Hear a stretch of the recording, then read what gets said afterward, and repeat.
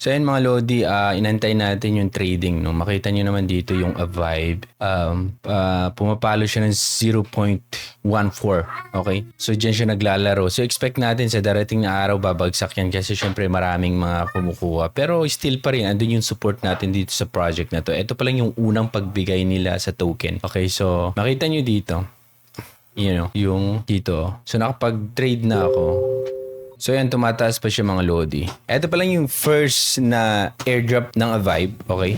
Sa mga nakapasa. So swertehan na lang to mga Lodi, okay? So ito mga Lodi, nabenta natin nung nasa 0.14 ang isang token ng Avive. Okay, no? Pababa na siya ngayon. Ayan. Okay, so alalahanin natin mga Lodi na ito ay half lang ng 30% na ibinigay ng Avive. Okay, so mag-expect tayo pagdating ng araw, siguro bababa to. Bababa. Okay, so ayun.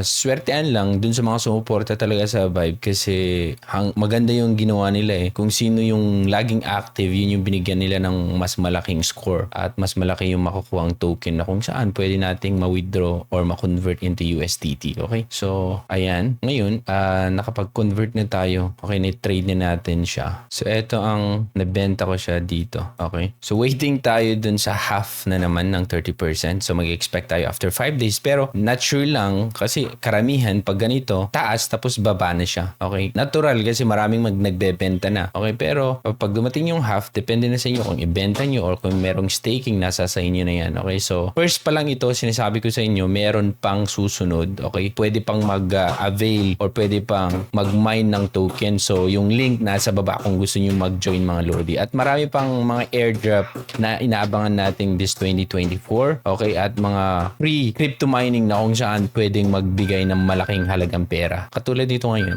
Okay? So yan lang mga Lodi. So eto, wala ka pa dito sa OKX ko, wala pa akong inilagay na balance dito. Okay, so makita nyo. Ayan, yung value ng estimated value. OKX lang yan. Yan yung Avive na kung saan convert ko. So pag check natin ang price, so 13,740 sa PH, mga 700,067. Muntik nang mag 1 million. Okay? So, yung mga nagsasabing free mining, walang kabuluhan yan. Eto na, patunay mga Lodi na meron. Okay? Patunay na magkakapera ka. So, kung darating yung half na naman after 5 days, pwede tayong pumalo ng 1 million dito. 1 million plus. Okay? So, ayan.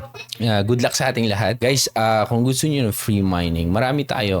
Tiyagalan tayo manood at i-follow yung mga instruction para makakuha tayo. Kasi ngayon, talagang nag-i-evolve kung paano yung finance mag-work. At ngayon, naghahanap sila ng mga tao o community na susuporta sa project. May mga project din naman na sinuportan natin na hindi nag-click. May mga project din naman na sinuportan natin na sakto lang. Pero may mga project katulad ng ganito, core at ganito na kung saan pumapaldo talaga siya. At hindi namamatay yung core, andun pa rin. Bumaba yung price. Same lang din sa biyang cryptocurrency, pero patuloy pa rin silang gumagawa ng paraan at nagbibuild ng mga projects na kung saan ikagaganda ng ecosystem. Katulad ng Avive, kasi naniniwala ako dito sa Avive, lahat ng sinabi nila, walang delay, andun lahat. Ginawa nila. Okay? So, good luck sa ating lahat mga Lodi. Okay, maraming salamat sa mga pumaldo. Okay? Maganda din, pumaldo tayo. Okay?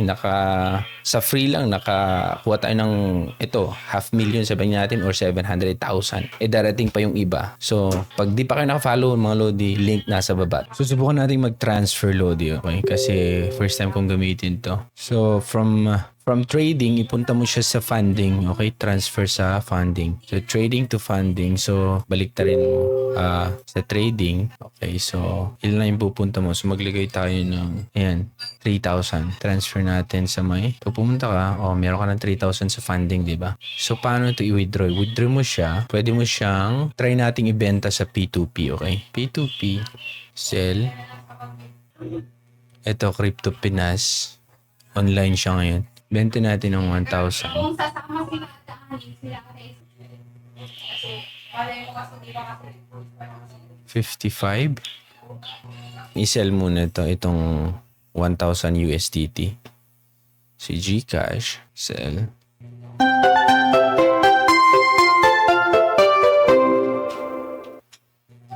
Click release button.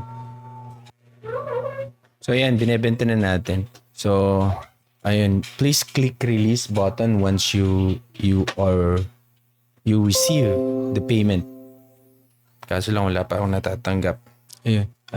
Make sure you receive the buyer's payment before. Let's check. May nag-send na siya, pero check muna natin yung GCash natin kung totoo ang nag-send siya. Ayun, meron na 52,000. Meron na sa GCash ko. 52. Okay, so ang gagawin mo daw is release. Ito. Release crypto. Okay, na-receive na natin yung 52,000. Release na natin. Release crypto. Click nyo to. Ibig sabihin, in-acknowledge mo na natanggap mo na yung payment. Okay? Okay. Na-release na natin. The receive amount. Kano yung na-receive natin? Uy, eto. Kano na-receive natin? Inbox.